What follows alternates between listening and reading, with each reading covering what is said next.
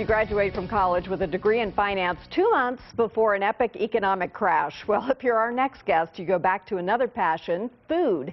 His Scratch Deli was born out of love for whole local foods and stellar sandwiches. Please welcome Ian Thackaberry. How are you? Good. That must have been kind of a bummer. It was a bummer. It was, but it made me ask a lot of hard questions, and ultimately, I think it turned out for the best. Isn't that funny how it works that way sometimes? So your specialty has to do with these beautiful sandwiches. Yes. What are you going to make for us today? We're going to make 2 sandwiches today. A Cuban. All my sandwiches are a little off classic, but pretty textbook Cuban and banh mi. Banh mi? I don't know what that is. Banh mi is a Vietnamese sandwich. Very, very popular in Seattle, especially. That shows you what I know. Let's do it. All right. So first of all, everything that we make in-house is completely from scratch. And if we don't make it, I know the person who does. So that's kind of the theme behind what we're doing. That is so cool. Hence the name, right? Hence the name. All right, I'm making a comeback. First step in a good sandwich, you have to have good bread.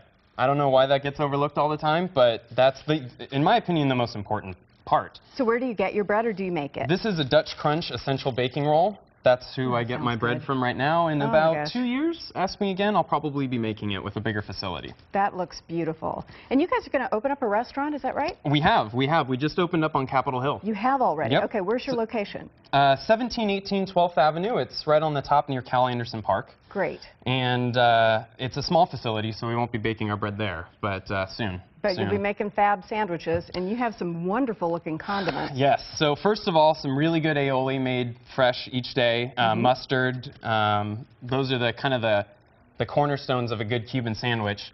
Pickles are also something that you'll see as kind of a classic ingredient on a Cuban sandwich. I've got, of course, what I've made in-house. Nice and thinly sliced, so you can have bunches of them. The mandolin is a chef's best friend, and if you don't have one at home, it is incredible. I just got one from Amazon for 27 bucks, and it works like a dream. It's so much fun. So the pickles are made in-house. These right here, though, this is a really special product. Mama Lil's goat horn peppers. If you've never had them before, go to Whole Foods, get them immediately. You'll put them on every single sandwich. Okay. I'm going to have you try one of those right there. Thank you. Are they hot or? Nope. Okay. They're quite sweet, actually. That's delish. Isn't that incredible? Yeah, that's really good. I put it on everything. Yum. It's a struggle to find what they shouldn't go on, because they'd be on every single sandwich if it were up to me. You could put that on anything. So right here, totally classic Cuban ingredients. Pulled pork, which is my specialty. I was a butcher for Whole Foods for 2 years before I started this. Let me just call attention to the fact that that meat fell apart. So you're a genius. It's not hard to get at least tender pork. Low and slow, don't touch it for like 6 hours. You will love it. It's amazing. Going to turn out. So let's assemble the first guy here. Caramelized onions as well. That's something Paseo, known as one of the best sandwiches in the entire United States, is made really famous with their Cuban, are good caramelized onions. That looks wonderful. So. And you're building it carefully, now, so it's nice this and evenly right here done. is the key. Yes, absolutely. So if you're going to contain your sandwich in sandwich wrap, you can really create some incredible designs when it turns out on the other end.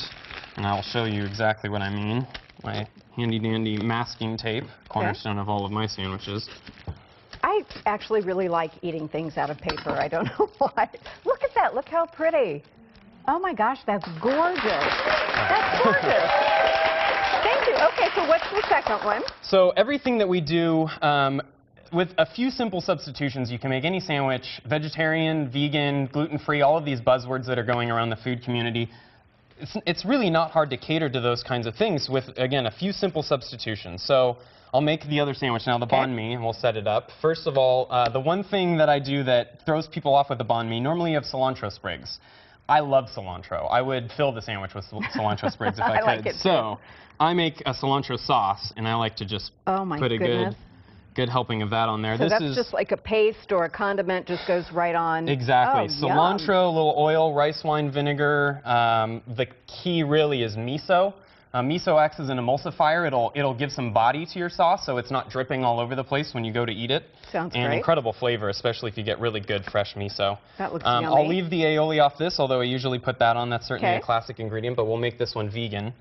So we're going back to the pickles? We're going back to the pickles. Let's do it. Normally we'd have multiple utensils, but... Well, In this case, yeah, we're going to make allowances for TV.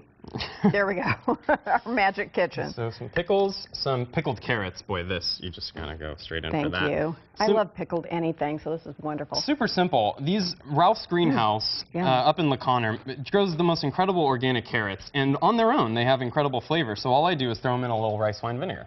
That's it. That is really a good carrot. The carrot is the star. It's my job not to mess it up. I mean, that's not just a normal carrot. That is no ordinary carrot, people. So. A little lettuce. And then what do you have here? These right here are arguably I'm a butcher, so I don't want to say anything against the meat, but the shiitakes are my favorite thing in the world. Good shiitake mushrooms. I've got some over the year. You should definitely try them. Shall I taste? Absolutely. Okay. What have you done to these? Not much. Not much. I think you're going to taste garlic. Yummy. You're going to taste herbs or truffle. I've done nothing. I just put a little salt in them. They have so much flavor on their own, especially if you get good shiitakes.